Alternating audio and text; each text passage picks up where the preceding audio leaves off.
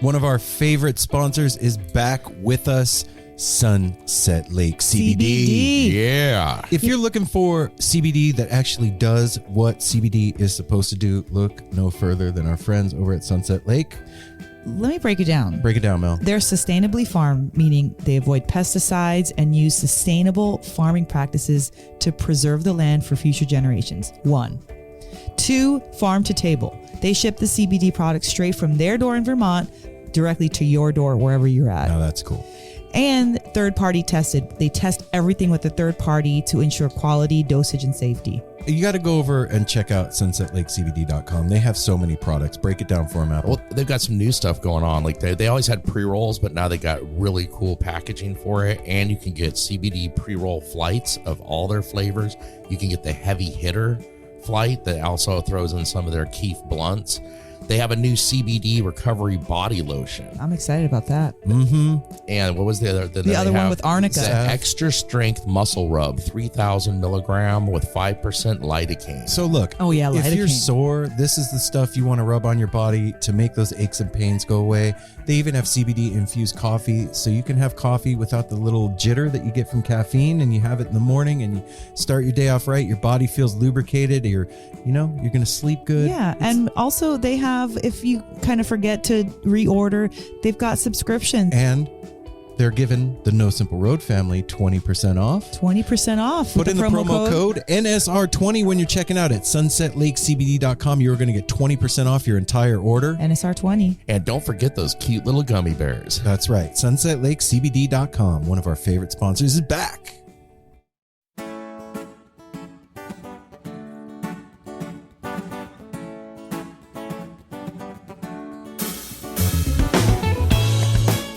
It's the day after Thanksgiving, and you have seen enough mashed potatoes, turkey, stuffing, pumpkin pie, and other gravy and whatever other shit to last you until next year at this time. And you got family in town, and you don't know what to do. Well, I'm here to tell you what to do. Go to Fire on the Mountain here in Portland. 3 locations, one on Burnside, one on Interstate, and where's the other one? They also have 2 locations. Wait, where's the other location here? Interstate, Burnside, and Fremont. Fremont. Jesus. Yeah. And what 2 locations where? 2 locations in Denver, one in Highlands and one in Wash Park. Yep. Go check this out. These are the best chicken wings you have ever put in your face hole ever. I swear, believe me, I wouldn't have taken them as a sponsor if this wasn't true. The absolute best onion rings you have ever had in your life. And all the locations have changing specials every month. So you can go to FOTM PDX, or what's the other one? FOTM Denver. And you can go to portlandwings.com, or You can go to, what was the other one? I just had it pulled up. It was FOTMdenver.com. There it is. There to we find go. out all the specials that are going on. That was a little clunky, but we got through it. Yeah, Mel, we did. What do you want to say? Well, I just wanted to say that I love Fire on the Mountain. Okay. Sorry, That just had was to throw easy. that in there. Look, here's the deal. You want something good to hang out with your family. You want something good to eat. You got to take them somewhere. This is the spot. Not only is it delicious, but it's a really cool lounge place where you can kind of linger and meander after your meal. Yep. Have a nice little beer, a craft beer, and enjoy yourself. And the awesome place to have your holiday party, too, because you don't want nothing too serious. Like, you got to get dressed up. You're already with these people you don't want to be with from work. But you're at a holiday party and you want it to be memorable and be delicious. Fire on the Mountain has a big space outside at some of the locations you can hook up. They also have their own brewery here in Portland. So you can get delicious beer, delicious wings, delicious onion rings. I think the Fremont location has pizza stuff. So you should go check that out. And go online, order the sauces, order their merch. Check them out. Fire on the Mountain. Here we are. We are at the holidays. We are literally on Black Friday. They have the holidays are no longer around the corner. They are right here with us in the room right now. And you're going, I don't know what to get my friends and family that are into the Grateful Dead for the holiday. Well, go to shoptourbus.com or at shoptourbus on Instagram and check out the most amazing Grateful Dead inspired lot shirts, hoodies, stickers, pins you have ever seen in your life. My favorite Grateful Dead design ever is done by Shop Tour Bus, and it is their Steal Your Tape design, and it is their OG shit. And I'm telling you, just go over there and check out what they got, because it's pretty freaking amazing. All of these come to you in an all over printed box, or you can tell them to put a message and they'll hand design it with a Grateful Dead lyric on the inside. There'll be a bunch of extras. You might even get a bootleg in there. What? You keep looking like you want to say something. I was going to. You said it all. You keep saying it all. You got it. Okay. All right. I'm going to just steamroll through this then. So when you check out at shoptourbus.com, make sure you put in promo code NOSIMPLEROAD. All one word, because you're going to get free shipping. Free shipping. And look, some places, and I won't name names, but when you make an order, the shipping is like half of what you bought. Yes. It's ridiculous. So Shipping has raised a lot lately. Save on that. I was going to say shave on that shipping. But save on the shipping. Shave and save. That's right. Go to shoptourbus.com. When you're checking out, put in the promo code NOSIMPLEROAD, all one word. Make everybody in your life happy that loves the Grateful Dead or is Grateful Dead adjacent. And when that person gets that bootleg, they are going to love you forever. Shoptourbus.com. Some come to laugh, they passed away. Hey everyone, Chris Pandolfi from the infamous String Dusters here to let you know that my podcast, Inside the Musician's Brain, is back on the airwaves for season 4, which means it's time once again to get deep with influential musicians from all across the musical landscape to really understand and translate the lessons of success, failure, inspiration, and hard work that are behind the music and the artists that we love. My guests this season include Rachel Price from Lake Street Dives, Sam Bush, Chris Wood, Chris Funk from The Decemberists, Lindsay Liu, MC Taylor from His Golden Messenger, and more. Check us out, and thanks for listening.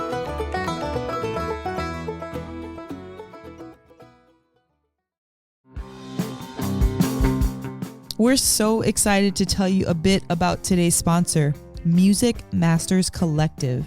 They are a nonprofit organization that produces unique music events, providing opportunities for fans and artists to meet and collaborate in an inspired and creative atmosphere.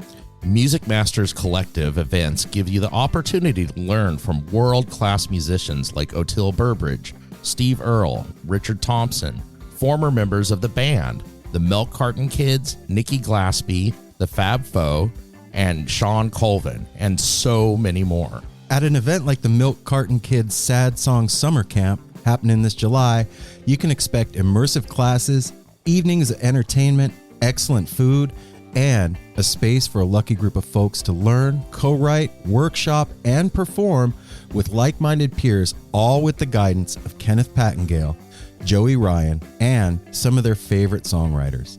This all-inclusive week in the Catskill Mountains of upstate New York is guaranteed to be magical. Scholarships are available and spots are extremely limited, so visit www.sadsongsummercamp.com/simple to learn more. That's www.sadsongsummercamp.com/simple. Check it out.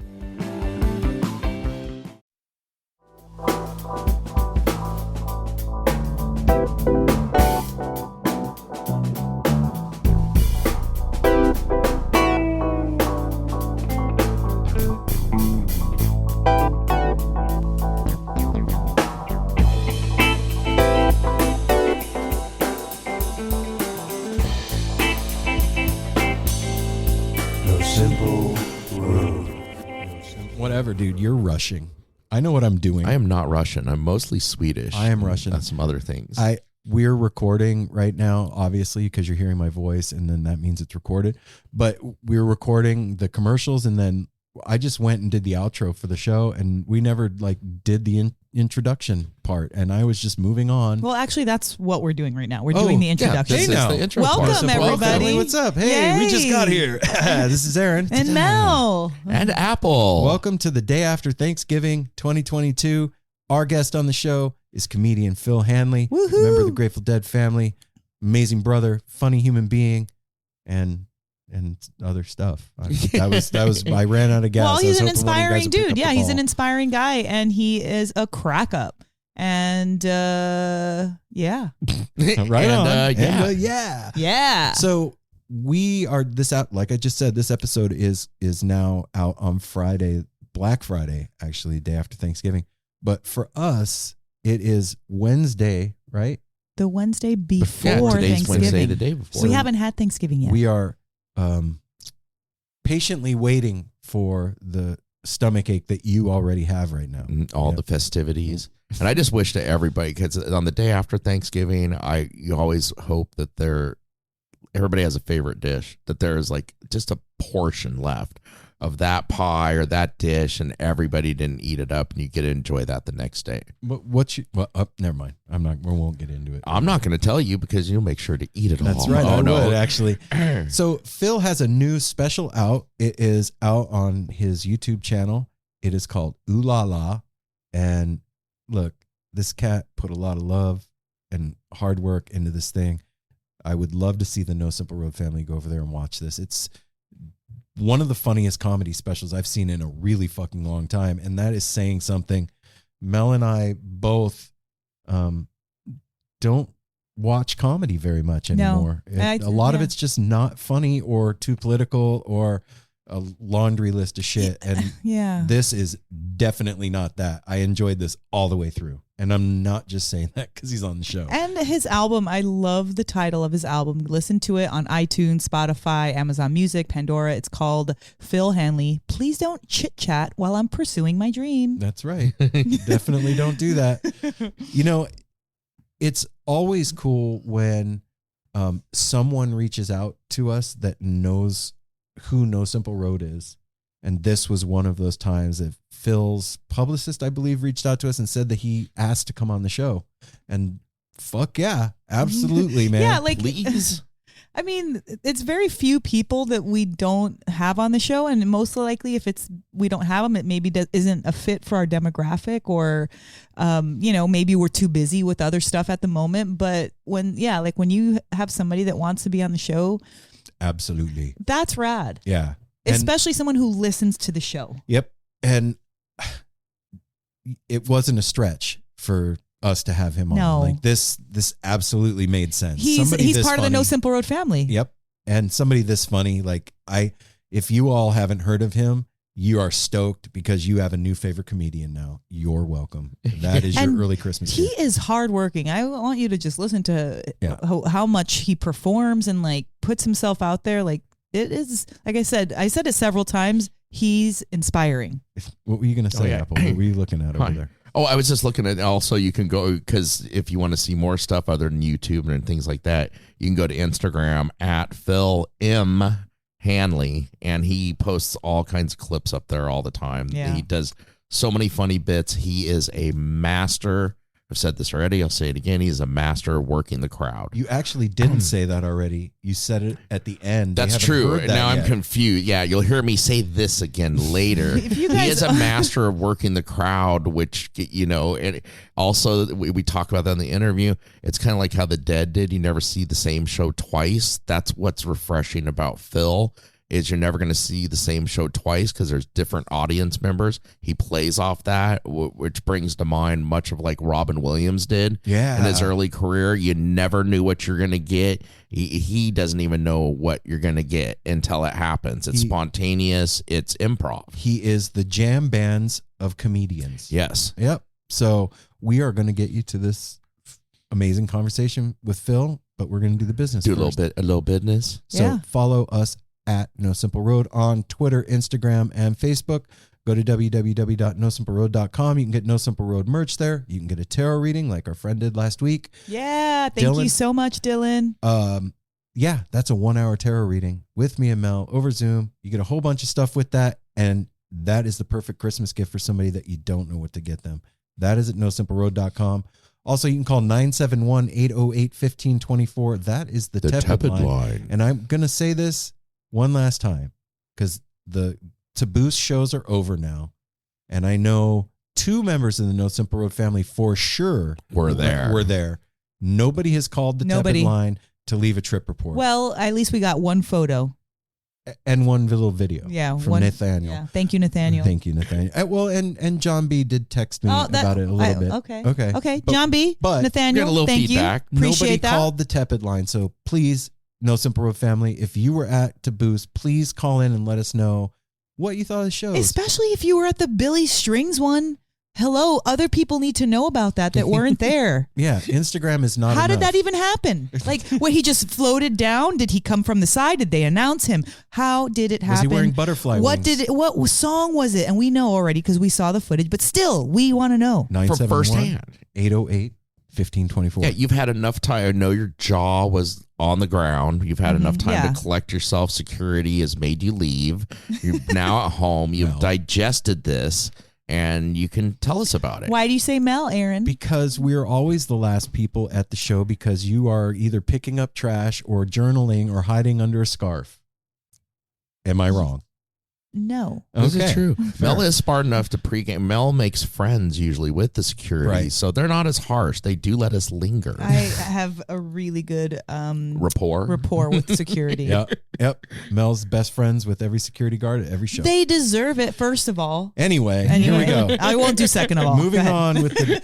If you would be so kind as to leave us a 5-star review on Apple Podcasts, we would really appreciate that. That's right. That's something you can do that doesn't cost anything for No Simple Road, and it helps other people find out about the show. If you are so inclined to do something monetarily for us, we would really appreciate it. You can go to patreon.com/No Simple Road and sign up for as little as $1 a month and help us keep bringing you shows and comedians and photographers and musicians, entrepreneurs, and authors, all of it. All the stuff that you love listening to on No Simple Road. That's what pays for it. So that is patreon.com/No Simple Road. And that's the business. So yeah, that's all of it. And we are going to get you to this conversation with the amazingly talented, funny, and sweet comedian Phil Hanley here in a second.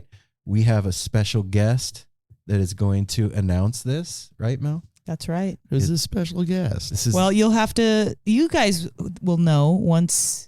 Well, if you listen to the show. No, this is first time. All right, if this is your first show, our grandson Jasper is going to announce Phil. He is 4 years old and is the cutest kid that has ever graced the face of this planet. And I feel like Phil deserved the best that we could give him. I was just going to say Jasper is a constant inspiration and is so funny and keeps us laughing all the time. This is the perfect person to introduce Phil. Without further ado, the No Simple Road crew gives you Phil Hanley.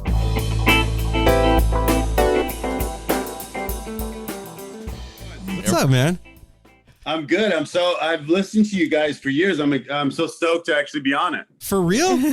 Yeah. Yeah. Wait, I know you're a comedian. You're not kidding. No, absolutely. Like, I'm not like a huge podcast person, but I've listened and yeah, I know you guys are in Portland, right? Yeah. Yes. Yeah. Wow. Yeah. Well, thank you. Thanks, First man. off, Would you say you're a medium podcast person? Medium. I would say I'm a medium podcast person. Yeah. Well, Phil, we'll skip the Yeah, intros welcome then. to the Shit, show, hey, man. What's happening, man? No, It's great to see you guys. Yeah, Apple. Aaron. Mel. And then Phil, for everybody that's listening, who do we have on? For me, Phil Hanley. I'm a comedian, and I'm excited to be here. We're Right excited on. to Yeah, have you on, man. man. Phil, we spent the morning watching your special again, and right on, man. It's Thank you. so fucking Dude. good. So Thank good. you very much. Well, it's high praise, especially coming from Aaron and Mel. They don't get as much into stand-up comedy stuff, and This is the thing. There we go. you've been cracking them up. Well, I used to love stand-up comedy so much when I was younger, and I don't think people are as funny as they used to be. And I don't mean nobody, but it's overall comedy hasn't been funny. It's too, yeah. You can't really say things anymore. Yeah. Your lips are kind of like, tied, and it's, if you're not like self-deprecating, then it's like I don't know. It's just, I love comedy. I love to laugh. I'm always laughing, but that medium has really changed. I'm only 44 years old, but it's changed since I was younger. Yeah, part of it is like, it's hard with music, it's so easy to put it into a category. And with comedy, it's so tough. And I was like that. I was always more into music than comedy. Like, a lot of my comedian friends are like, wanted to be comics since they were kids and, talk about like, you know, reciting other people's routines and stuff like that. And for me, I was more into music, and then I kind of just stumbled into comedy. But it's tough because comedy is one of those things where like someone might not be your taste, or you might not find someone that funny, and then you check it out, and then you're kind of like the next little while, you're like, I'm just not gonna watch another special. You know what I mean? Yeah.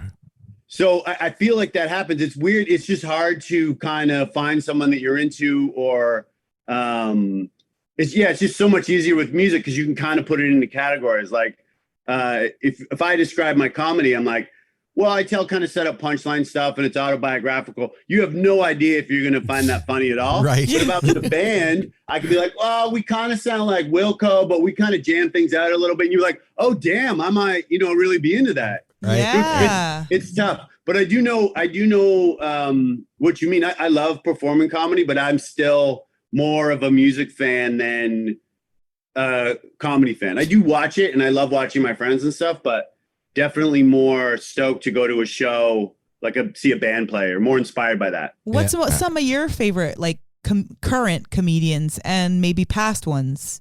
Past comedians, like when I first started, I loved Mitch Hedberg. I really loved when I started in Vancouver, Zach Galifianakis lived there, and he was just doing stand-up. It was before The Hangover, and it was before all that stuff. And I was like, I'd never seen anyone who like seemed so cool and so funny and like making fun of all the things that I kind of aspired to make fun of. Right. So, and then now there's a lot of like, I live here in New York, and I work at the Comedy Cellar, and I love David Tell, and some of my friends like Mark Norman, Joe List, Sam Morrell are all friends from New York that I really like watching. Right on. That's a huge jump. Yeah, so I'll go back to all of those that you said, because I like I said, I love to laugh. I don't dislike comedy. The medium is lacking for me personally. Well, I love to find something that can keep me cracking up. I think because I don't get to do that with music. Yeah, I think. Yeah. If I can help explain that, I think that it's the lack of being able to say how you really feel about shit without fear of hurting somebody's fucking feelings nowadays, man. And you really you kill it with that. Oh, thank you. And I am conscious of that. Like, I realize that people are sensitive and stuff. And so I'm lucky that I just basically talk about myself. Mm-hmm. But even talking about myself, I'm super dyslexic. When I was a kid, I was in special ed. And when I started doing those jokes, the crowd would pull back because they think they were like, I was making fun of kids in special ed. I'm like, this is my life story. I'm talking about me. You know what I mean? And if nothing else, it's like, when I was in special ed, if I heard an adult talk about what it was like, it would be really empowering. And I was also like, you weren't like, fighting each other to be my friends when I was like getting dropped off in the short bus. So you can't now be judgmental when I try to, you know what I mean? Right. Like I wouldn't be talking about this if it was a pleasant experience. Yeah. So seriously. It wouldn't make for good comedy if it was a pleasant experience either. No, that's the one. That's like my favorite part of comedy, and I guess music must have it too. Certainly, like the blues and stuff. But like, if I'm going through something that's like unpleasant or like a heartbreak or whatever, I'm going through it, and it sucks. But in my mind, I'm like, dang, this is going to be a bit. Like I'm going to, and it's the beauty. It's the beauty of comedy, and it's the beauty of, I guess like different art forms have that. But for me, like, absolutely. Like anything that's really where it comes from. It's odd that like something funny will happen and I'll be able to relate it on stage. But if I'm like heartbroken or whatever, I get, a lot of material out of it. It's, that's my favorite part about comedy. Is it like a therapy? That is Is it like a therapy? Because like you have to be kind of emotionally strong to be putting yourself out there like that. Like it's funny but that's the stuff that people connect with. If it's like if they sense that you're going through something, and that's kind of the good thing about comedy more these days, that they want that like kind of true experience. Whereas before people would kind of just put on a persona, you know, Right. it's like, Yeah. it now it's like if I get dumped and that happens like often, or it has happened a fair amount of times, those shows are killer because I'm so raw and the audience immediately connects with that, you know, because they're like, oh God, you know, this dude's struggling. And then that's the one, you got to get on a place where you're connecting with them. So if there's something that's universal as like, you know, being dumped or whatever, it's really easy to get there. That's one thing that we were I was watching he had a little clip on YouTube, like 11 minutes. It was talking about how sounds like you kind of stumbled into how well you work with the crowd. It's amazing the way you work with the crowd, the way you bring them into it, and the way you play off all the stuff. Like, not a lot of comedians are good at doing that stuff and dealing with, you know, hecklers, different stuff. But can you tell us a little bit about how you found that particular like set of skills? It's weird. Now I like to think now just from being like into the Dead so much, I like to think like, yeah, I never do two shows the same either, but right. That's helped me kind of embrace it. And that makes me feel good when I think that there's like, I can have some twisted kind of parallel to them. But what really truly happened was I started in Vancouver, and in and around Vancouver, there's a lot of like gigs, but they would be quite tough gigs. Like one of the ones where you'd have to like drive over the other side of the Rockies, and it was like this bar, and I would go on before or after the UFC fights. So the like credits would be rolling, and then these bloodthirsty Canadians would be like, you know, they would try to keep them in the bar. So I'd have to go up and do stand up, and just jokes would just bounce off them because they didn't really want to take them in. So I would have to like address like, hey, you know, with the hat, da da da da da. Hey, you with the. So I had to learn to kind of like each joke connect with the audience, and also I didn't have, you know, you're supposed to do like half an hour, and I maybe had like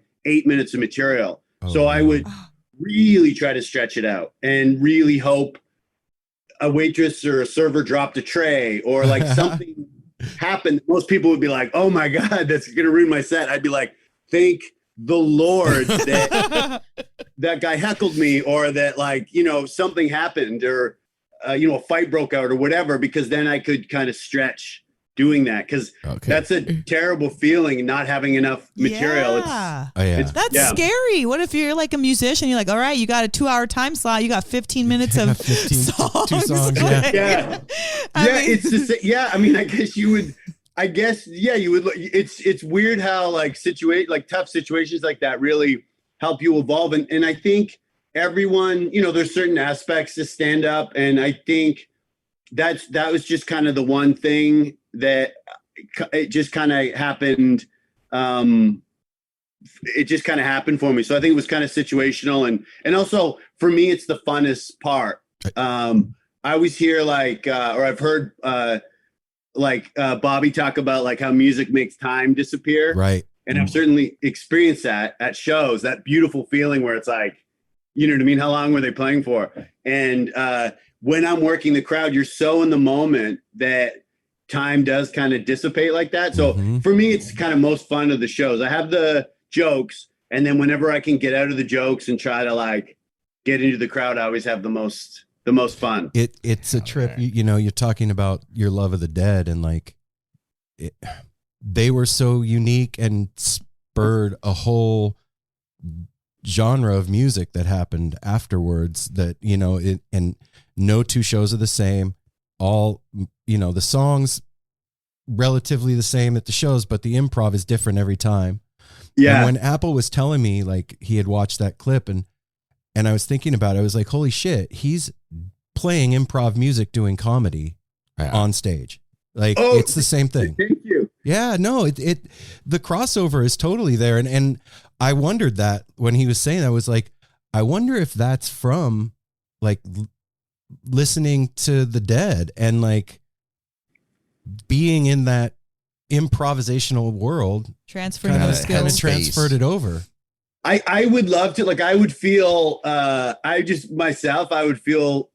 feel kind of not pretentious is the word, but I don't know if that's true, but I would love to think that it's true. And it's certainly, I mean, for me, the Grateful Dead is such work music. Like if I'm working on a big writing project and I'm writing for like 40 hours in a week, I'm listening to the Dead for 40 hours. Like they're on always when I'm writing because, and it's funny, I can't listen to 70s shows because it's just too much, like it's too mind blowing. I would get distracted. Right. So I got to go like 89 to like 92 is like a really good, sometimes I can go like 88, but that like 89 and 90, those shows are always on because they're great. I love that period, but it's not like, you're not like, gee, like, you know, it's not, you know, I was thinking the Red Rocks Eyes of the World where Jerry's just like, I couldn't write and listen to that. You know what I mean? Like I couldn't, but you know, I can listen to that period is always on. And so I would love to think just through some osmosis that there was some influence there. Cause I would love to think that the Dead is magical. So that, I mean, they can give and things can happen during those shows that we don't even realize are happening. Yeah. It's not just in the lot that people are creative when they see the Dead. It's their whole life changes, you know? You go into someone's house and you're like, holy shit, what is this? You know, like all this crazy memorabilia. Why is there an altar to Jerry in the living room? Or like people's clothes, right? Like, what the hell are you wearing? Like, this is rad. Yeah. So if you love them and you've been around them and you've seen them so much, like it has to sprinkle a little of its, you know, fairy dust on you somehow. What got you into the Dead? I was, when I was a kid, I remember the first time I saw the Dead, I was really, really into music from a young age. And I loved, when I was really young, I loved heavy metal. And I remember hearing of the Grateful Dead and thinking, oh, these guys gotta be like so heavy. Same. Really? Yeah. Oh yeah. Same, both of like, it was totally not what I expected. But, I remember like hearing like, say like Casey Jones and being like, whoa, this is such a cool tune. And I remember listening to it over and over again. And at some point I learned that Bobby was dyslexic. And up until that point, when you're a kid and you're in special ed back then, when I was a kid, the thing to tell kids to make them feel better was that Tom Cruise was dyslexic. And that meant zero to, like, that didn't mean anything to me. Right. But to hear that Bobby was dyslexic and he was a musician and, it really meant a lot to me, and I slowly got into them more and more and more. And then when I got to see them live, then that was it. Like that was just it. Like from that day on. Yeah. Same. What was your first show? My first show was Hamilton '92. I was young, but I was old enough to there's that show for me because they played the Friday and the Saturday, and the Friday they played. I mean, it was just killer. It was killer. But the sequence that really got me was Space, Other One, and Standing on the Moon. I'd never heard Standing on the Moon before. Oh shit! Yes, and it was the early '90s when Jerry would really lean into "I'd Rather Be With You," and you just every time he said it, your like spine is like just in the. I'm getting chills thinking about it now. And then they went into Love Light. So, and it was the other one when they were like tweaking Bobby's vote.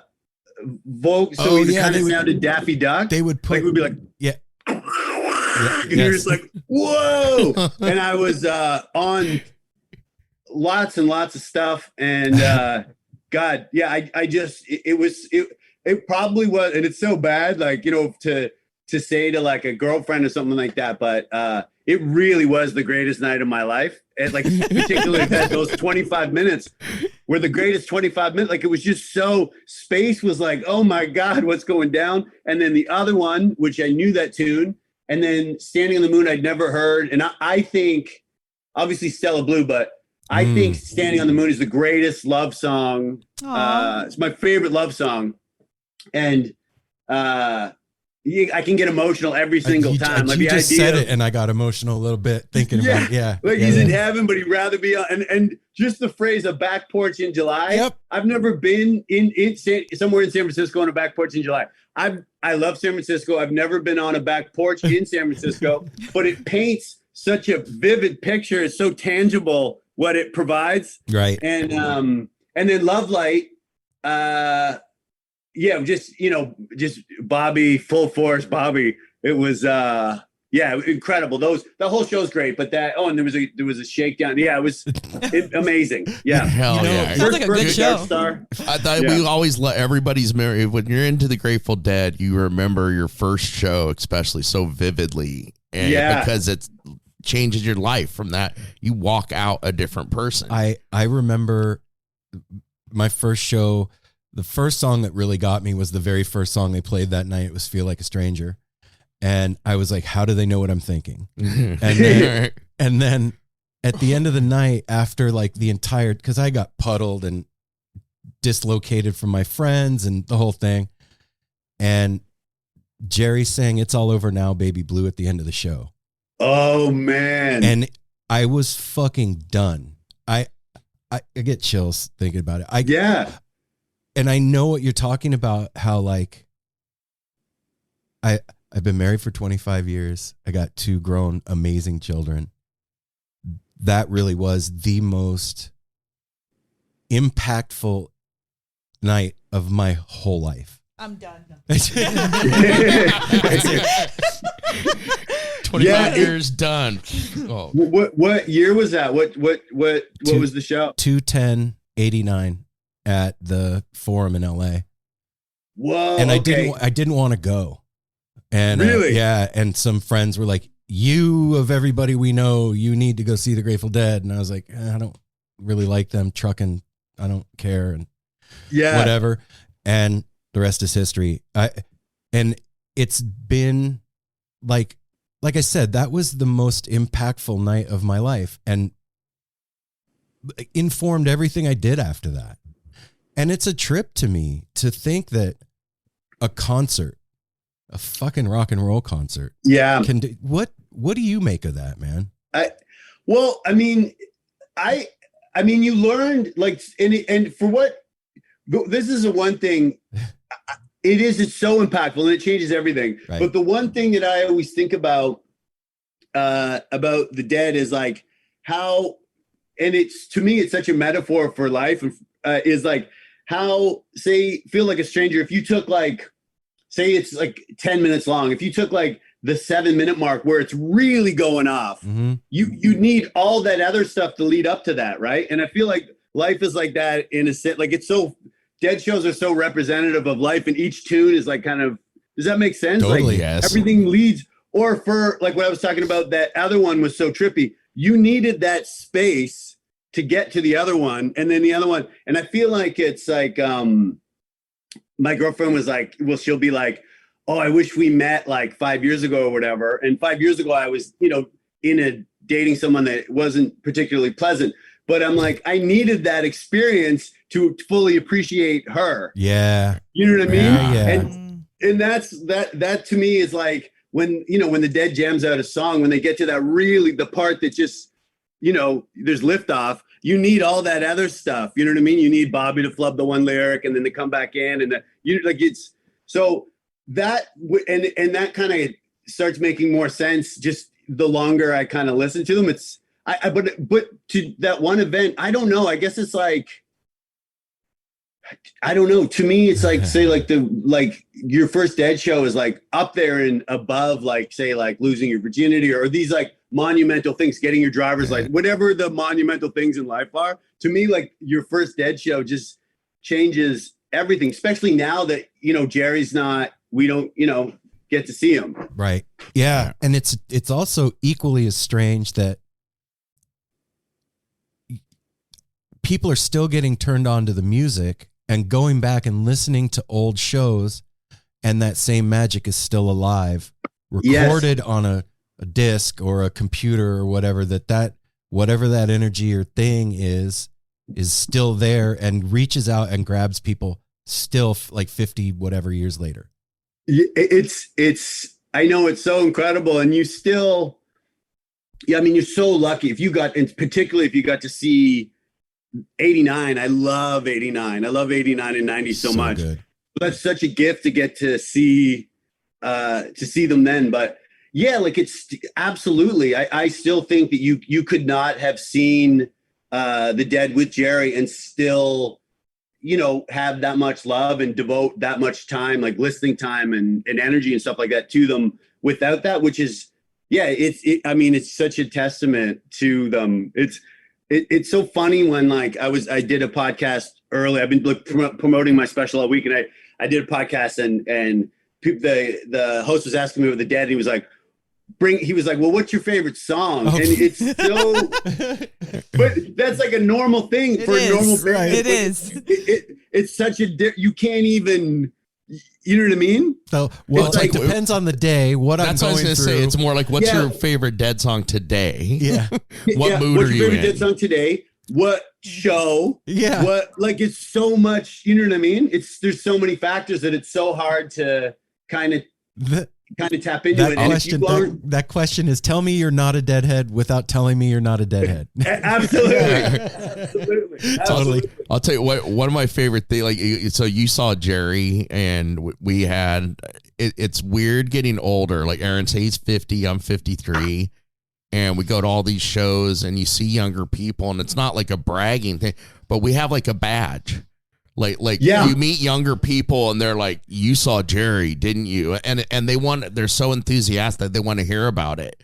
Like, I get it. Like what? And oh yeah, totally. But it's just a trip getting older. Like me and Aaron realized that that was like 5 years Shoreline ago. A few years ago. We went to Shoreline to a show, and we're sitting there in the lawn, and we realized that there's all these young people, you know, seeing Dead and Company down there. Yeah. And we realized there's like kind of it's packed. But we got a little buffer around it. There's like, you know, nobody's getting real close to us. And then this one younger couple smell really bad. Yeah. This one younger couple is it cool if we set our blanket up here and like sit next to you? And we're like, yeah, of course. And then we realize it's like, we're the old dudes now. We're like the elders, and they're paying us like respect. And we're like, come on, get in here, man. Let's dance. Totally, It's just a trip to, you know, growing up and seeing Jerry and then getting older, how, you know, what it is now. You know, you just gave me some Dead knowledge that I never had, though. I didn't know that Bobby was dyslexic. Bobby, I didn't know that either. Yeah, Bobby's dyslexic. And when you watch him play, he approaches guitar like a dyslexic, because I've brought friends to shows and they're watching Bobby and they're like, what's he doing? Because he's playing like a G chord here and there and there and there and there and there. Like, it's just he's got such a unique approach. Do you play instruments? I don't. I did play music like years ago. It wasn't really not ever really, you know, professionally or nothing like that, but yeah, but I would love to. I wish when I was younger, maybe I studied it more or something like that. Because part of the reason I would love to understand music is to understand what the Dead were doing. Like, you know, that when they would build the tension and the whole Coliseum would exhale, how the hell did they do? Like, I would love to know enough about music to know how they would build that tension and release. I think even if you did study, you wouldn't know. I honest to God, that stuff is like, I'm not sure they knew. Isn't it? I mean, because there are other bands that try to do that, and there are other bands that come close, maybe. But with Jerry and there was these moments where I'm like, how did you make everyone exhale? Like, everyone exhaled at the same time, and everyone was like in the same. It was so weird how they started, you know, taking acid and getting in that group mind. And then it like spread out to everyone in Rich Stadium. Like, how did that occur? It's so wild. I think that, I mean, what the fuck do I know? But to me, that's part of the magic of psychedelics. Because we don't know. Look, those chemicals have been created by scientists in laboratories or, you know, chemists or whatever. Yeah. That's what we know. That's it. And then also there's psychedelics that nature has created. We don't really know what that shit is. Some people think that mushrooms are alien technology that came through space and landed on the planet. Like, it's encoded with messages from outer space. Who the fuck knows? So like, you release all that unknown, chaotic unknowingness into 20,000 people in a stadium. something's bound to happen. Yeah, absolutely. Yeah, and have everyone focus on one thing. Yeah. You know? And being Mel actually taught me this, was like, I always wondered why everybody in the stadium would feel like Jerry was singing to them, right? And like why this was such an impactful thing. Like, how is that possible? I'm not experiencing that when I go see, I don't know, we just went and saw Green Sky Bluegrass the other night. I didn't feel like that. Paul Hoffman sang all night. Didn't feel like that one time. Yeah. And Mel actually told me, she was like, well, that's the same thing. I mean, it was just it's not like gospel. Well, no, but it made sense. But That's the same thing that people are experiencing when they sit at the feet of a guru, like Ram Dass when he met Neem Karoli Baba, where everything disappears and your life changes in that moment. And you feel this like universal love, and everything that guru says is for you in that moment, right then and there. And I was like, holy shit, that is that thing. And I don't think that the person is in charge of that. I think that's that other coming through. I agree with you. And I think, because you can't explain it any other way. That Jerry just had that thing. I mean, he just had that thing that I guess people that are chosen on a certain level have. Like, I mean, you can't, it's just wild. I remember once I was dancing, I had my eyes closed, and all of a sudden, it was in Ohio somewhere. The crowd just went nuts. And I turned to my friend, I'm like, what happened? And he goes, Jerry lifted his leg. So like the crowd just like, yeah. And the reason why was because everyone was focusing on him. Like if you go to any band that's playing right now, chances are the whole Coliseum isn't going to be focusing on that one player. You know what I mean? Yeah. Even if it's a solo, even if the spotlight's on you're looking around or whatever, but everyone erupted, and it was because Jerry lifted his leg. Dude, like that's just how focused people were on him, you know? It's so funny. You have a story about Jerry at. lifting his fucking leg. I got same thing. Beginning of the show, the band takes the stage and the crowd, they haven't played a note. The crowd's going ape shit. And I turned to the guy next to me and I was like, what is going on? Same thing. And he's like, dude, Jerry's wearing shorts. Saying, it's going to be a hell of a night. I'm like, well, nobody told me that when Jerry wears shorts, it's going to be a special evening. Like, I guess I know that now. Was it a special night? It was, but not for me. I lost my shit that night. No. The guy next to me gave me some Gatorade, and I wasn't tripping that night. And after I took the sip of Gatorade, he was like, see you later. And I was like, tripping. oh no. Oh my God. And, really? And by the beginning of the first song, they were going to the last song of the first set, I had completely lost my mind. I was like trying to find my way out of the venue. I couldn't get out. I couldn't find the door.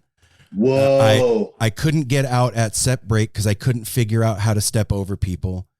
And then when the second set started, I ran for the door and I was crying to security. Like, please let me out.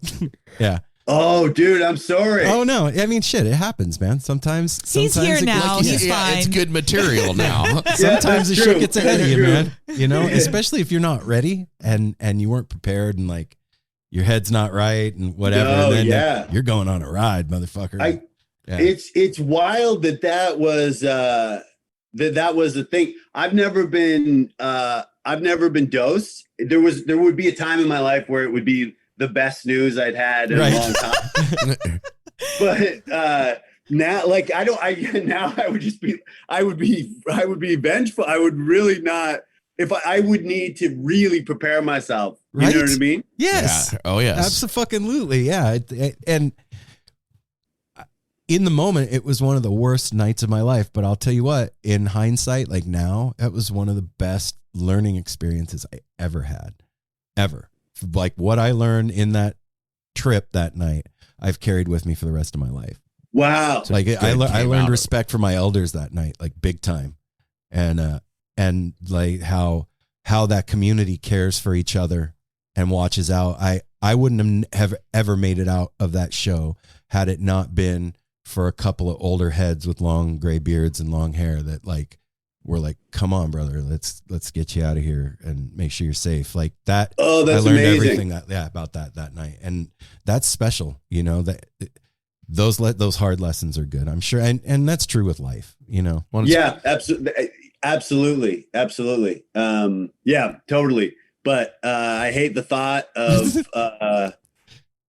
yeah, no, I hate the thought of you in that place, man. It sucks. Yeah. Well, especially as you get older, like we've talked about, you know, we still like to trip when we go to shows and stuff. But as you get older, I've never been dosed in my life either. Nobody's ever given me anything and like unexpectedly, which that I wouldn't want that, especially when you're older. Neither would I. Because now when you get older, like you pregame for it. You eat better before, you know, like a couple days. Yeah. You start preparing in your mind. You eat better. You try to get a little bit better sleep. You know, you have a routine. Yes. To be in the right mind to be able to accept that and enjoy it. Yeah. So, man, Yeah. if somebody dosed me now or say, I'd probably get mad a little bit, you know. Yeah, like even after even if I had a good trip, I'd be like, man, don't fuck with me like that. Yeah, that not ain't cool, bro. That ain't cool.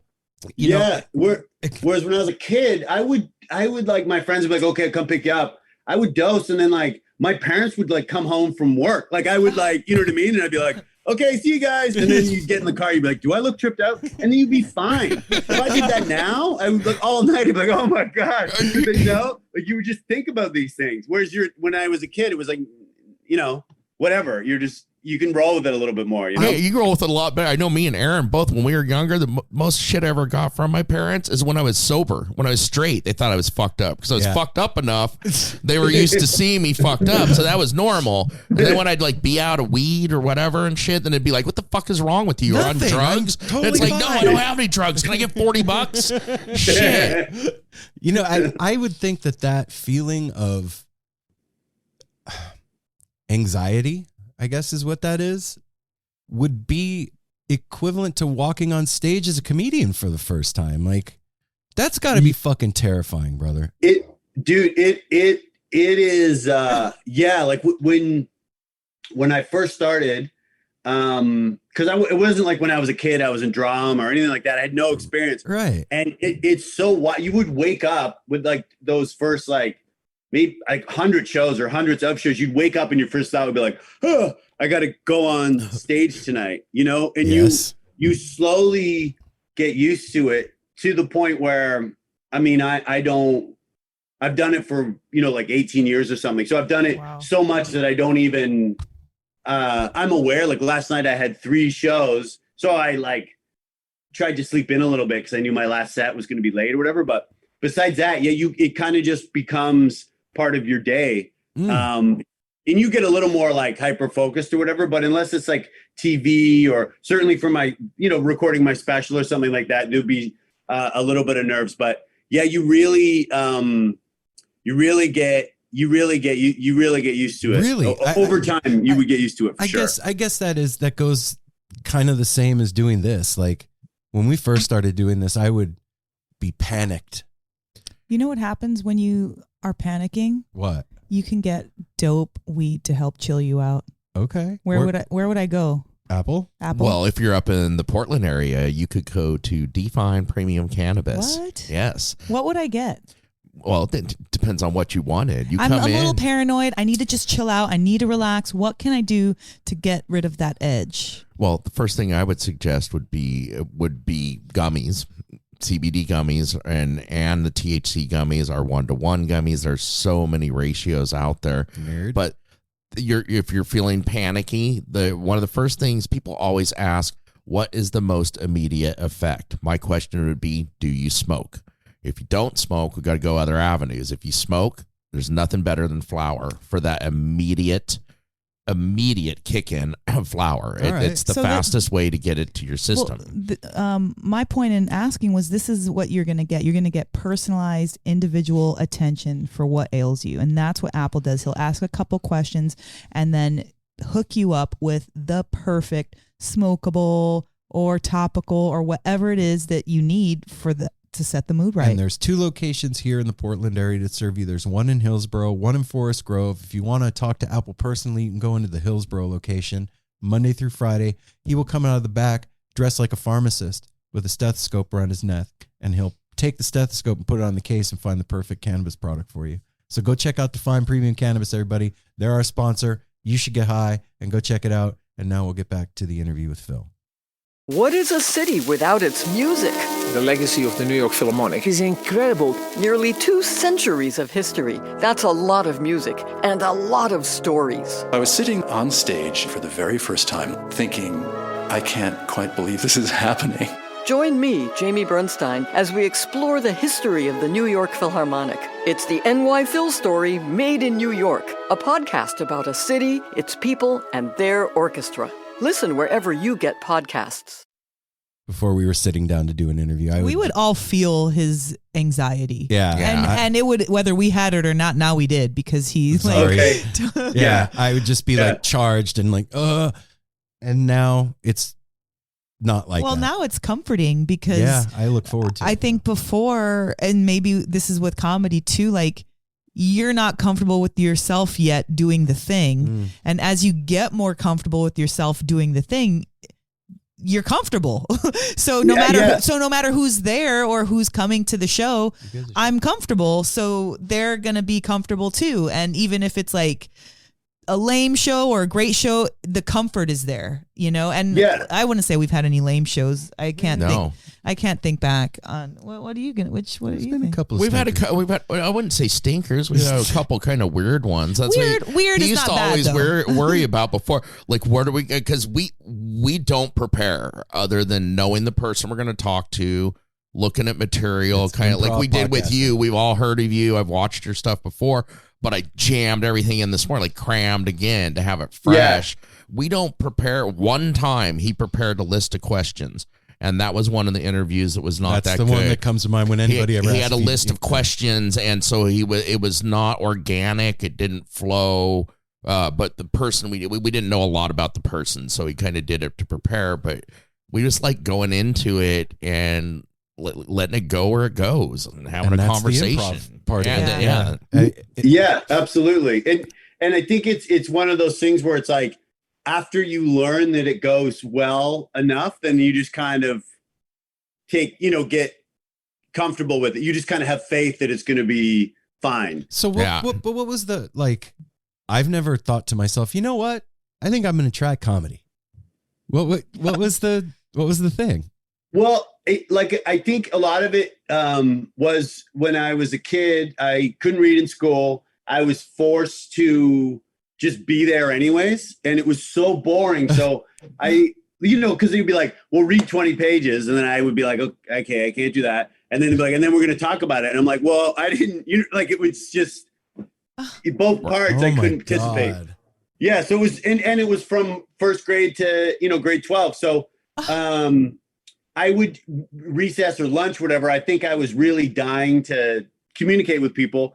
And then when I was a teenager, we would, we're partying and I was always kind of just like a smart ass or joking around or like, and I thought that was just, I didn't think of it as a talent or any ability. I just thought, I was outgoing or whatever. And then I took an improv class once, and as soon as I made the class laugh for the first time, it was this crazy epiphany, because I was like, oh, making strangers laugh feels the same way as making my friends or my family laugh. It blew my mind. I thought that was just a thing that I shared with my friends. Right. And then I made these like strangers laugh. And then like, this is like this church basement of this like improv class. I was like, oh my goodness. And that kind of set me on my way. So I did some improv and stuff, and that was fun.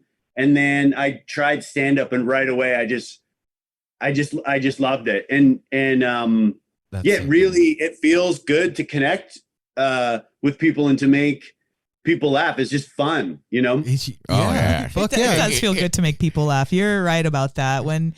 Anybody, a dumb dad joke is just a quick, witty comeback, and somebody genuinely like belly laughs or laughs, that is like I said earlier, I freaking love to laugh. I love that being where I can't. You're the biggest laugher in the house. Yeah, I am Mel's the biggest. the best audience. We can say the Oh, dumbest. really? We can say the dumbest shit sometimes, and she just loses her shit. And we're like, hell yeah. all right. You know, I wasn't even trying to be funny. Because sometimes it's not even about what it's the delivery. You know, sometimes it's not about such a funny, content. It's about delivery.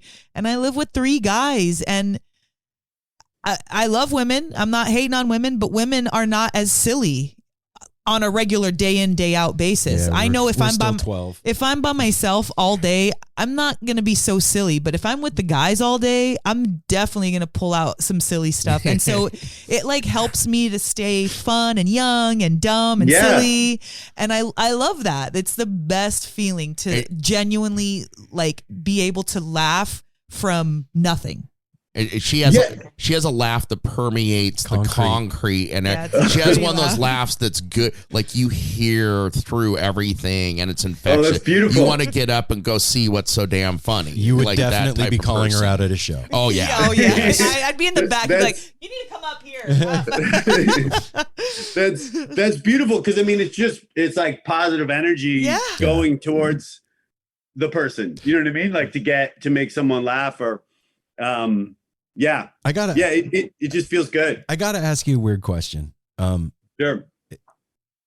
So being dyslexic, I've heard about it my whole life. My nephew is dyslexic. What happens when you try when a dyslexic person tries to read? What is that? It varies. Like it's such a big it's like there's like a spectrum to it. Okay. For me personally, and the thing, as I get older and as I learn about it, it does affect kind of every aspect of my life. And to start with, the initial thing was, you guys, a non-dyslexic, you can identify a symbol with a sound. So you see a letter and you just innately know what that means. So you could see a word you've never seen before and just ballpark it and get either bang on or really close. Right. I cannot identify a symbol with a sound. So any word I know, any word I write is a word I've memorized over my life. And so I can, like, if it's a compound word, then I can put it together. Like if there's a street called Greenwood, I can put it together. But like streets or last people's names are often words that I've never seen before. And I would have no idea. Like when I'm reading, I get to someone's last name, I would have no clue. Like it wouldn't even have to be in English. Like that's how far away it is. Yes. So, but with some people, they talk about letters are reversed and stuff like that. So how do you reconcile that? Like you're not in grade school anymore, and you said your entire, like up to 12th grade, you were in these like special classes. Like, yeah. At any point, are you able to kind of get it, or it's just always like that regardless? It's all like, so now as I get older and as I have interest, and I force myself to read for a certain amount of time every day, and I'm just memorizing more words so I can read better because I've just memorized more words. But there's really, you can't learn, like for me, and I work with an organization called Eye to Eye, and they work with a lot of dyslexic kids like throughout the States. And for me, when I talk to like teenagers, and I'm just starting to do that, talking to dyslexic students and stuff, it's just about building their, like, remaining the self-esteem, because if you're in school every day and everyone else is doing this thing and it's such a passive activity, you point your face at a book and everyone else gets it, and when you do it, nothing occurs. You know what I mean? It just builds frustration. The important thing is just keeping these kids to have self-esteem, so when they get out of school, they can go on to all these great things, because dyslexics are often, are very creative people and stuff like that. But it's just kind of, school is just simply not designed for dyslexics. And unfortunately, how that's sad, just what it is. So a question about like your parents, like, were they like aware, and were they like frustrated with the system? Like because I'd be so pissed, and not mad at the teacher necessarily, but like, can we do something for my baby? Yeah. Well, that's the key. And that's why, I mean, this is such a bummer, but like the percentage of people in jail and stuff like that in prison that have learning disabilities is so high, because if they don't have a parent like you would be, I'm sure, where you're, telling your kids, no, you're smart. It's just, it's unfair the way the school's designed and stuff. So my parents my mom was like such an advocate for me and would go in, they'd always want to fail me. And my mom would be like, well, no, he's smart. He just can't read. And so she really helped and would come in, and my dad would always be, always kind of instill that I was smart. It just was, the system wasn't designed for me. But some parents aren't. Like, some parents don't want their kid to be labeled as dyslexic because they think of as a fault. Yeah. And I've seen that before. And that's the real problem. Like, yes, reading's a problem and the school system is a problem, but if you can keep a kid to feel for me, Bobby being dyslexic, I'm just like, are you serious? Like, just find them something that and really instill in them that they are smart. Because if I meet a kid and they're articulate and personable, but they have trouble reading, but you can tell they're smart, then they're dyslexic. Like, it's really easy to tell. But back when I was a kid, it just wasn't they weren't as kind of aware of it, and they weren't as open. Yeah. But even now, I was talking to my friend, and her daughter goes to school in California, and she's like, always having to go to school and try to explain. And some teachers are cool with it and understanding, and some teachers aren't. But yeah, it's tough. The real thing is really instilling confidence in your kid, and maybe finding something that they are good at, outside of school, so they can maintain that self-esteem. Yeah, the bit in your special about sound it out, like, it's funny what you said, but that's fucking sad, man. Like, a teacher's just like something like that. No, that'll fix it. Yeah. Well, and teachers are like that with average kids. You know what I mean? Like, they're kind of hard and like, figure it out or whatever. Like, they think that they're pushing you in a certain kind of a way. But I remember like, anytime you get singled out and it's not positive at school, your ears start to get hot and your cheeks start to burn and you start to get a little sweaty under your armpits, and you just like want to freaking devolve back into yourself. Disappear into your own navel. Yes. I would sit in third grade. I had a very old school teacher, and not a particularly kind woman. And she would every day we'd read different paragraphs, and I would count, 12. Okay. So I got the 12th paragraph. First, I would hope it was small. And then I would just try to learn to read while the other students, and it was never successful, but But the crazy thing is I'm now, after we're done talking and before we were done talking, I'm writing a book about dyslexia and listening to the Grateful Dead while I do it. Really? Always. And it's funny. I've over the years, I've become friends with different people, and I'm friends with this professor, and he's not dyslexic, but he's an expert on dyslexia. Mm-hmm. And I told him, like, whenever I write, I have to listen to the Grateful Dead. And he's like, it makes sense that he explained it in a way that I'm not fully smart enough to understand, but he's like, yeah, like it makes sense that there would be something else that would, help you keep going. That's fucking right. Yeah. Then the Dead's perfect for that. Cause you can I know the music so well that I can check out and then come back in for a verse or a chorus and then check out again. It's yeah. But what's your favorite song? No, I'm just kidding. Exactly. That's actually like a life hack for you. Yeah. Figuring out that you can listen to that and be like focused and able to do whatever it is, whether it's write your comedy or your book or study or whatever. Like, that's pretty incredible that you were able to figure that out. It's such a gift, and it keeps me light, because writing for me is super tedious, but it just keeps me in a good mood. And it just keeps me in the right place to be creative or to be funny or that's a gift. And for somebody that's not dyslexic, writing is hard, so to find anything that makes it a little bit easier, fuck, I'll take it, Yeah. What made you want to write a book on dyslexia? happened there?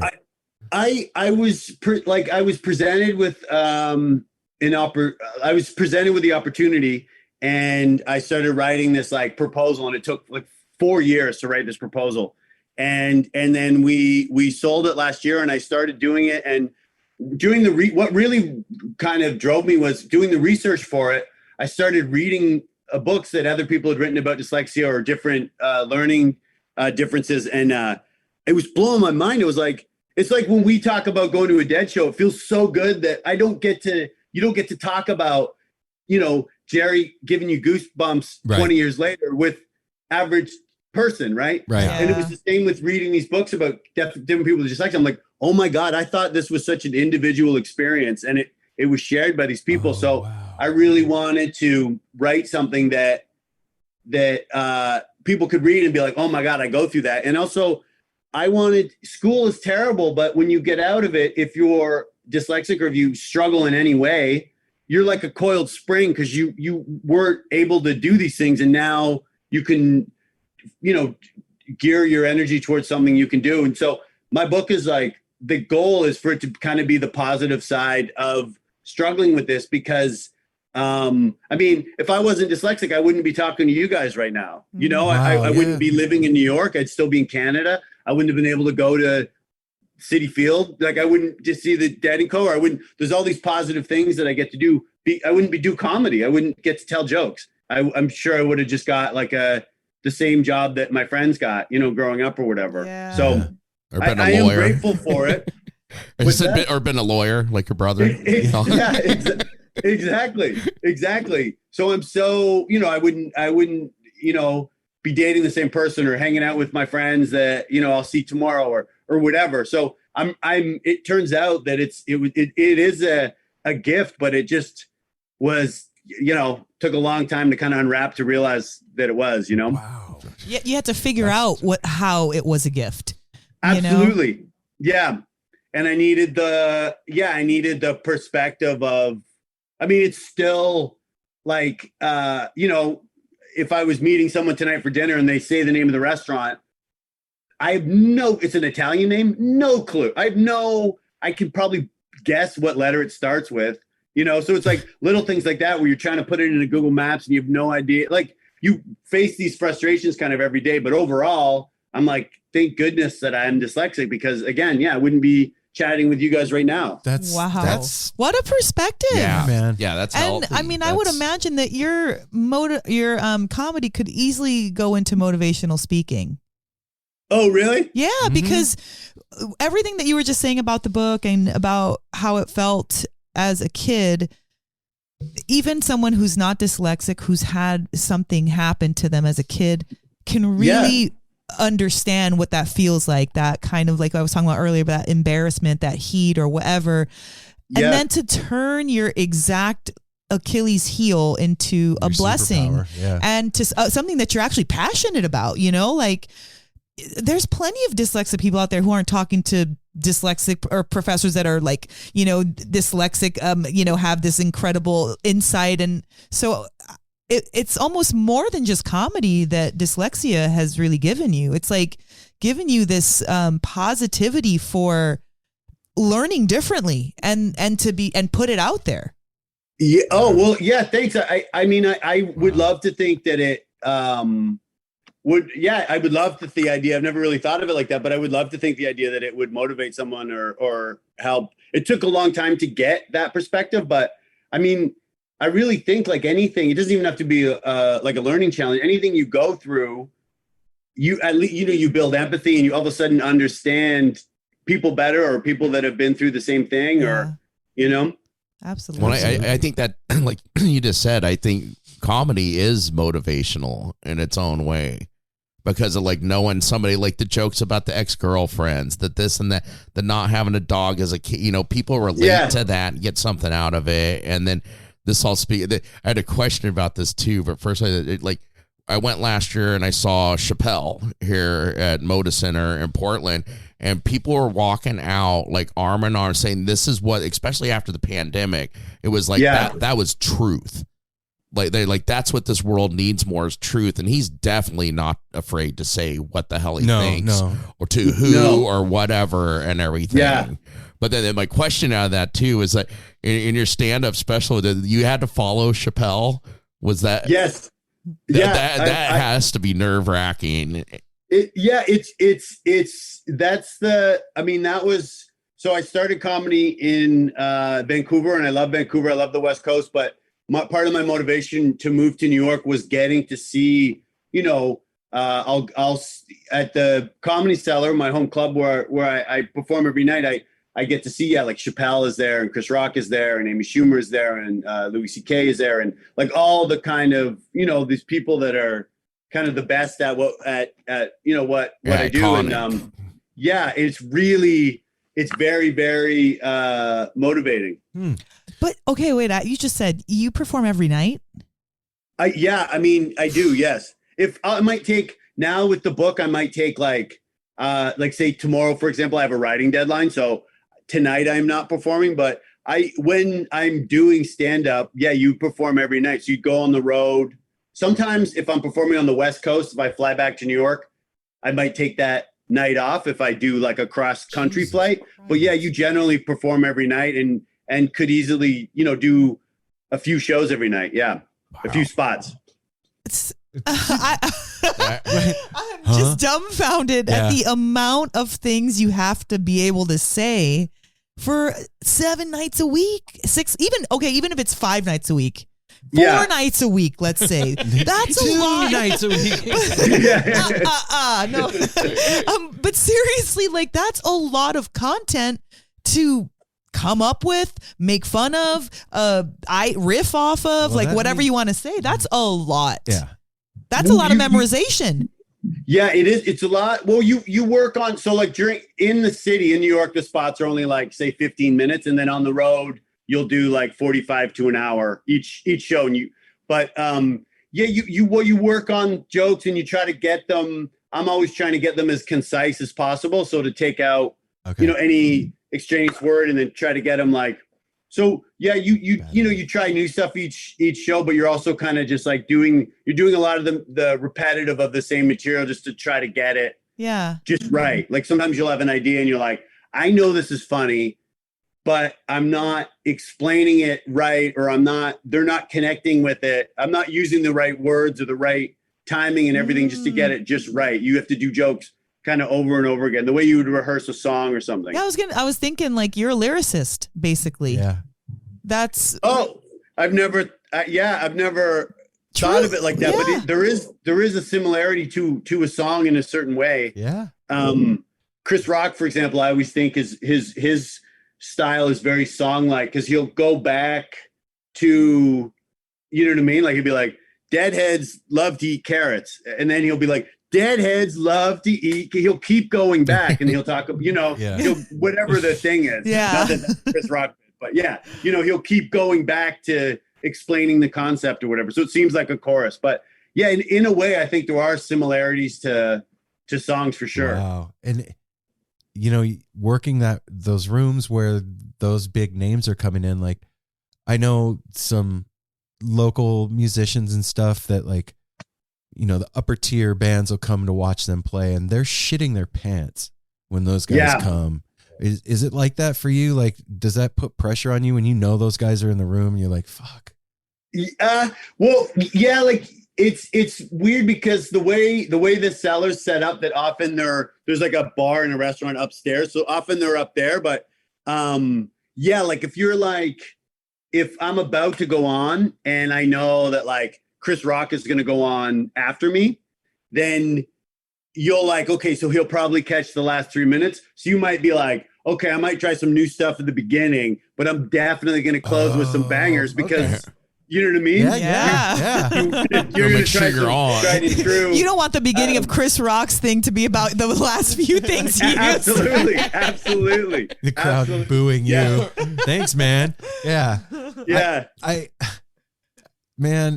I can't wait for you to come out to Portland next time. Is there some? Oh, dude, I haven't played Portland in years, but I hope to soon. I love Portland, and it'd be cool to hang in person would be wicked. Oh, Heck definitely. yeah. That was my point. We need to hang out, man. And I don't know when the next time we're going back east is.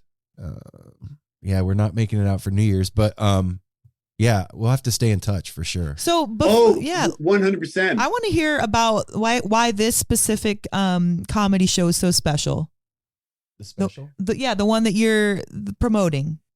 Oh, well, I mean, so I work those jokes. You work on that set I worked on it for a few years, and you kind of put them together and you put the order together and stuff. And then so you get the date when you're going to tape it, and you kind of like, so the goal is to tape, to work on that set for however long, and then tape it, and then kind of start fresh. So your goal is to kind of tape it when those jokes are kind of at their best, like peaking. Okay. Yeah. And then, rewrite like a new hour or whatever. That's always the goal. Wow. And you got some gold with the people that were in the audience too, man. There was thank some, you. That yeah, couldn't ask for better shit. Thank you. That's that element, the crowd work element, is something that I wanted to be in the special, just because that's a part of my live show. Right. But it's like I when I was putting it together, not to make this parallel again, but I always think of like how like the Dead could never the studio could never capture what a live show, even, I mean, it might have given you a little bit of a hint, but not real, that energy or whatever. So to capture crowd work is weird. I realized while I was doing it, I was like, the audience is aware there's 5 cameras. The audience is aware it's going to be a special. So they're not like as loose as they would if it's just me in a club. So as I was, and it's dawning on me, I'm spending all this money. I self-produced the special, and I'm on stage. I'm like, oh, this is a different vibe. Of course it is, because it's like I have like that. We had the set designed and all this stuff. I'm like, so. But I did get lucky. I taped 2 shows. You tape 2 shows and then kind of put them together. So I got lucky that there was a couple people in the crowd that didn't really feel the stakes in the room or whatever. So I had some fun interactions, but yeah. Well, thank you for saying that. That was the one thing that I was like, it is hard to capture. I wanted a special, and maybe I'll try to do it again next time, where it's like, I want people to feel like they were just came to see me in a club, Yeah. It did feel like that. And oh, did it? yeah. Oh, cool. Yeah, Thank totally. you. Totally felt like that. The other thing I love, one of my favorite things with comedy specials, and this also goes to songs and movies. It's like when I first watched it, you usually know the title comes from a bit within it. So the ooh la la, like I'm waiting because that comes a little later in this. Yeah. I'm like, and that no medical professional should ever say ooh la la. I was like, oh my god, that bit was hilarious. Fucking. Oh, thank you. Yeah, thank man. you. Yeah, that actually occurred. That bit. Oh shit. Yeah. That's that. Yeah, Okay, that's again making lemonade out of lemons. Like Yeah. Yeah, as that much was as possible. That was a very unnerving morning, and especially because it was the pandemic just started, and New York became very eerie and empty, and everything was really surreal. But yeah, when I came up with the name Ooh La La, so much of those things is like thinking of the name, and it sucks when when you have a name for something, and it sucks when you're not quite there. And when I had that name, and from the bit, I was like, oh, it felt good, because I was like, okay, yeah, I got the name. That's the one thing I don't need to worry about now. Where can everybody go to support you and see it and all the stuff? Find your dates and whatever. Oh, cool. Well, to see the special, it's on my YouTube channel, and I beg people it's free. The special's free. Just if people could subscribe, that would be great, because that helps. Okay. Me promote shows and stuff. But and then my Instagram, I try to be active. I try to post either a crowd work clip or a clip from my special every day. So Instagram, and then my YouTube channel.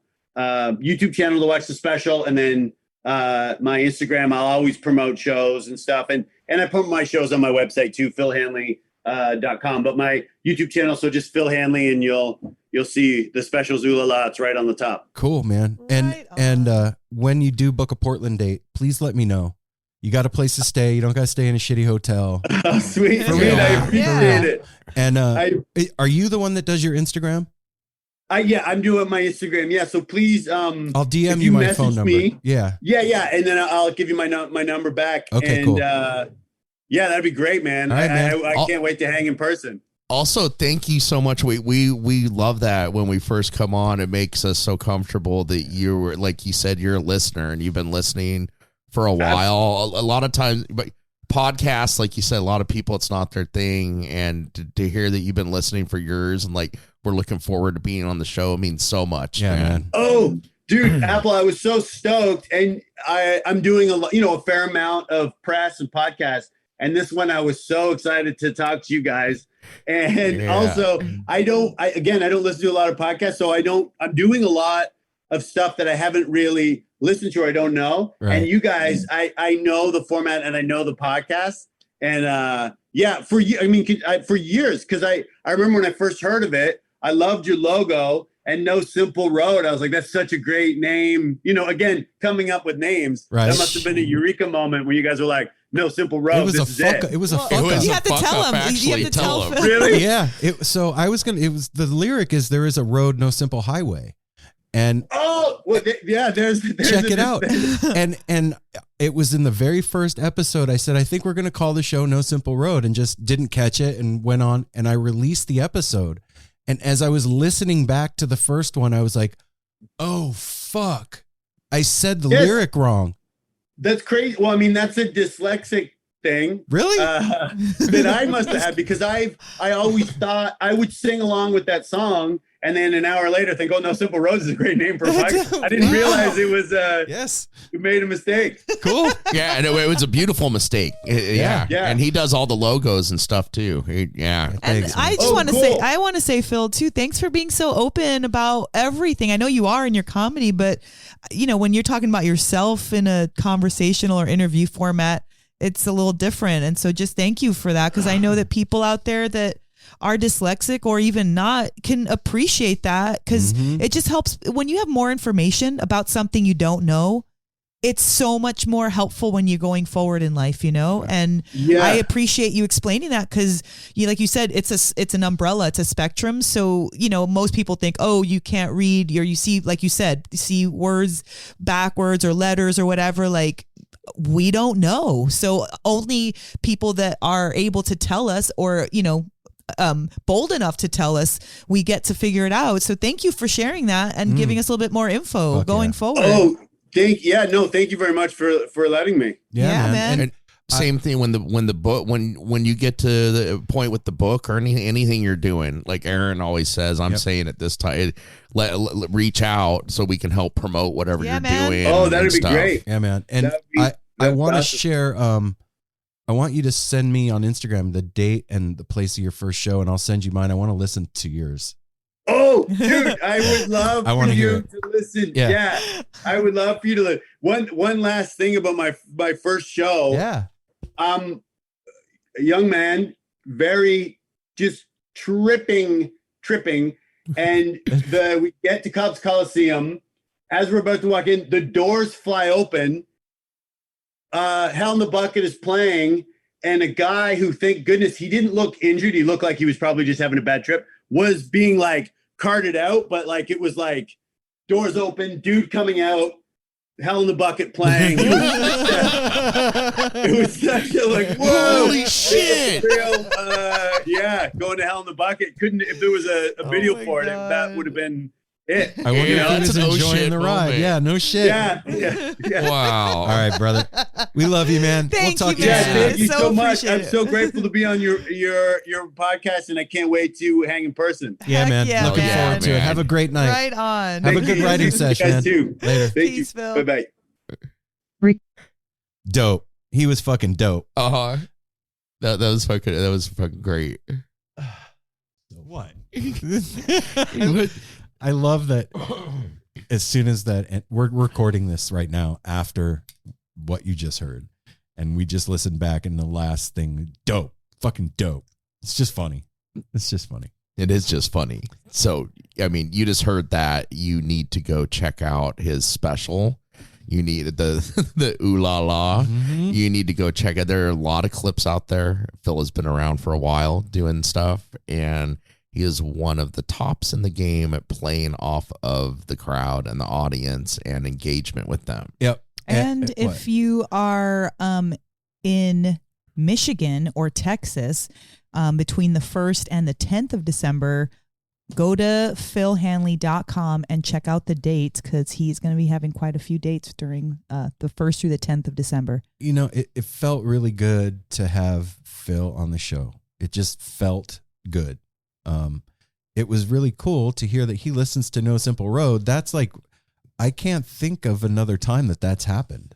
Can you guys? No, when we went to introduce ourselves, he's like, "Oh, like I know who you are. I've been listening for a while, man." I can't. I mean, I know that other people have listened to the show, but we've never had anybody say that to us in the beginning of a conversation with them, and it automatically put me at ease because we didn't have to explain who we were to him or like get through the intros of our dynamic and all that shit. Like he knew what to expect and was excited to do it. Yeah, it was just like immediately comfortable, and on we went. And I love the fact that he is so transparent about his learning difference.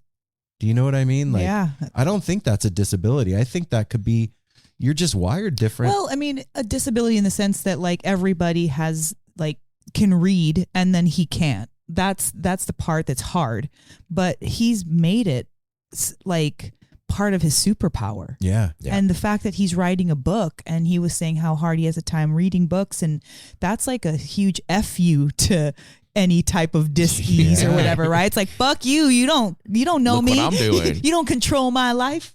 I just think it was really admirable and inspiring. Totally. And there is something to talking to another Deadhead too.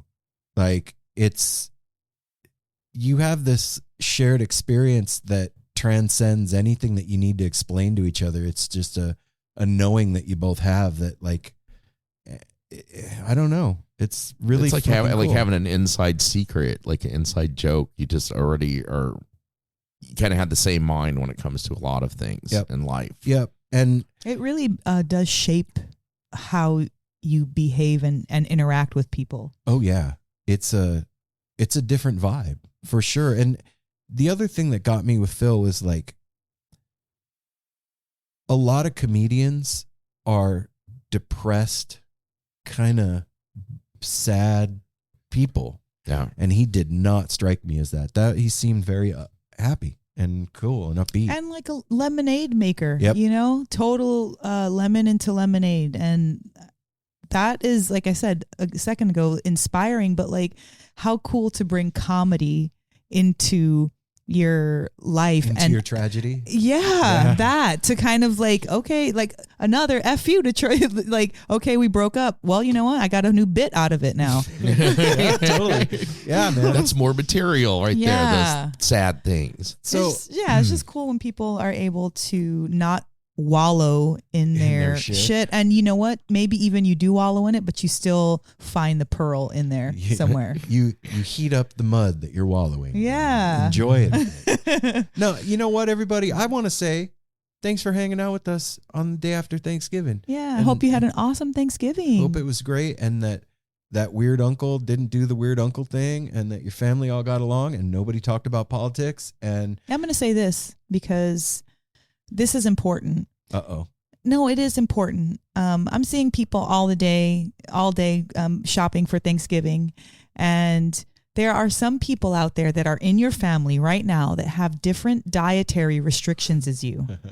And who cares, right? No big deal. Everybody, that's your prerogative. But when you're hosting and you don't have alternatives for the people that you are inviting to your home, it is hurtful to other people. Like, the person that's coming that can't eat what everybody else is eating, they're not trying to be a jerk and being like, oh, I don't want to eat your food. They can't eat it for whatever reason. And to not offer alternatives is really sad. And I've been dealing with that all week. And then I had another person today that mentioned that. And she like looked like she was so sad. She's like, I'm cooking my own Thanksgiving because I'm going to my relatives and they don't care. Aww. And she's like, they'll have a salad and that's it. And it really bummed me out. And our wonderful, beautiful friend, Tiffany and Ben, have several times thanked us for having options for them when they've joined us for meals. And I just want to say, these are not just a few isolated events. Like, you know, everybody is already doing so much on Thanksgiving to like make the table nice and prep all this food. Why not go one extra step? It's not that big of a deal to make something that everybody can have and like satiate everybody. And maybe next Thanksgiving, this is like, you know, for your ear for next Thanksgiving or for your Christmas celebration. Just consider everybody. Or Hanukkah. Or Kwanzaa. Or Hanukkah, Kwanzaa. I mean, all of it. New Year's Eve, any of it. Yeah. So that's all. That was my PSA today because it really made me sad, and it's not that hard anymore. It used to be. It used to be hard to try to find ingredients or try to figure it out. But come on, YouTube, like Instagram, TikTok, everybody's got recipes. Even the friggin' grocery clerk, they can give you their recipe. So True. I'm just saying, think about it. This moment has been brought to you by No Simple Road and Melanie. The more you know. The more you know. Yeah. Well, but seriously, thanks for hanging out with us, everybody. And remember what Apple said? Go to Phil Hanley, or Mel said it actually. Go to philhanley.com. Check out those tour dates. Go watch the special Ooh La La on YouTube. And yeah, laugh because it's important. It's more important than ever in the ever-changing world that we live in today, with its nuances and weirdness, that you laugh. Because if you ain't laughing, you're crying, and that sucks. Yep. So, love you guys. We will be back on Monday with more stuff and things. Smile as stranger, safety third, hydrate, eat leftovers, go do stuff, shop, drop, roll. Definitely roll. And we'll see you on Monday. Love you. Peace.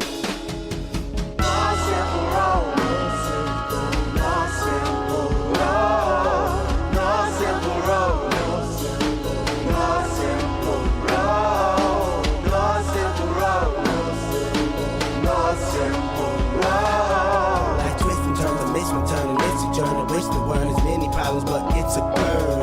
Family needs has been deferred, and hella means been the earth, and alchemy can bring the birth, the melody of a newborn. So persistent, so resistant, so insistent, so commitment, so resilient, or haven't you learned it? No simple road.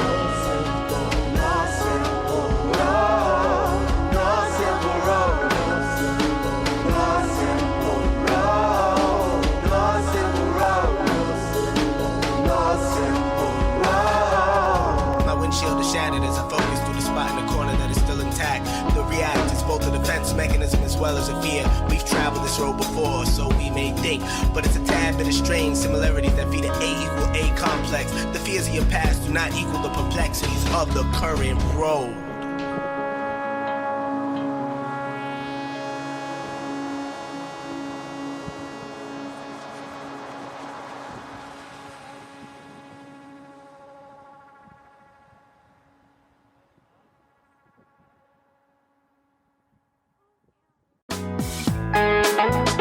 Hey listeners, I want to tell you about the April-May 2023 issue of Relics magazine. Features a Dave Matthews Band cover story with additional articles and interviews with The National, Graham Nash, Wayne Shorter, ALO, Ivan Neville, our friend Eric Krasno and Stanton Moore, Marty Stewart, and much more. Check out the latest version of Relics and subscribe now at relics.com/DMB. Thanks, Relics.